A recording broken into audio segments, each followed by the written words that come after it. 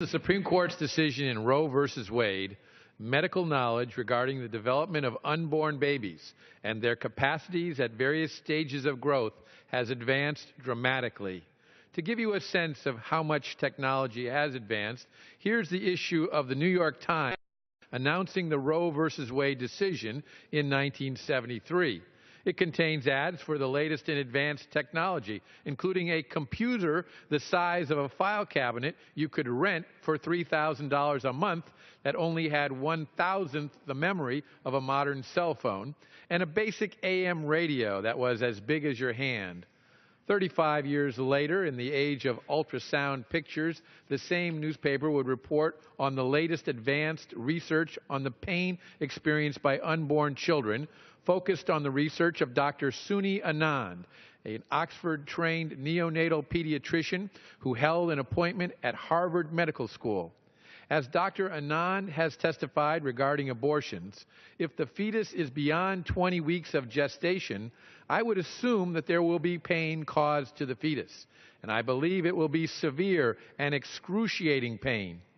A few years later, the terrifying facts uncovered in the grand jury report regarding the prosecution of late-term abortionist Kermit Gosnell would contain references to a neonatal expert who said the cutting of babies' spinal cords intended to be late-term aborted would cause them, and I quote, a tremendous amount of pain.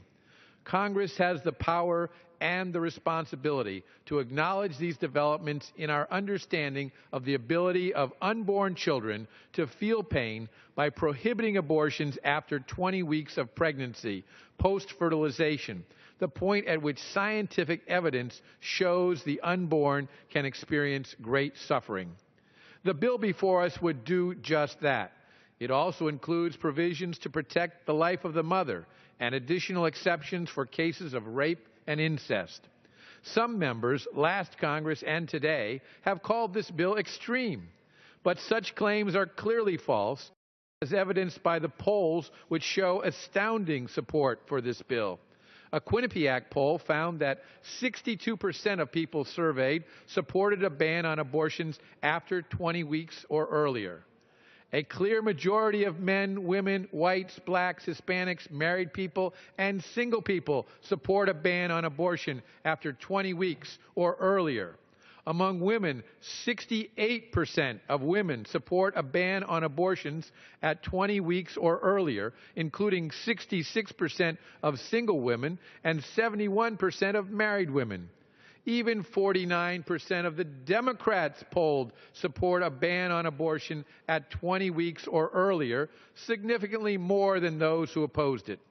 A Washington Post poll similarly found 66% support for this bill, and a Huffington Post poll found support at 59%.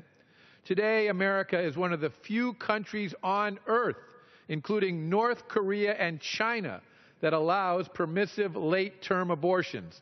These polls show the American people want to change that. Today is the second anniversary of Kermit Gosnell's conviction for first-degree murder. Following the Gosnell trial, we were all reminded that when late-term babies are taken from the womb and cut with scissors, they whimper and cry and flinch from pain. And unborn babies, when cut inside the womb, also whimper and cry and flinch from pain. Delivered or not, babies are babies, and they can feel pain at least by 20 weeks. It is time to welcome young children who can feel pain into the human family. And this bill, at last, will do just that. Finally, I would note that it is the nonpartisan Congressional Budget Office to be so confident that a bill would save lives that it makes an estimate as to the number of lives that would be saved were the bill to be enacted. But the CBO did just that, conservatively estimating that this bill, if enacted, would save 2,500 lives each year. It could save many thousands more. Let that sink in for a moment. This bill, if enacted, would probably save, at a minimum, thousands of lives per year.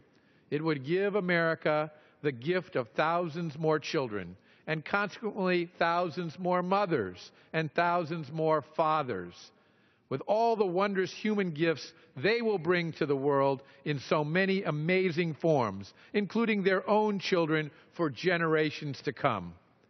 I congratulate Subcommittee on the Constitution and Civil Justice Chairman Trent Franks for introducing this vital legislation, and I urge my colleagues to support it. And I reserve the balance of my time.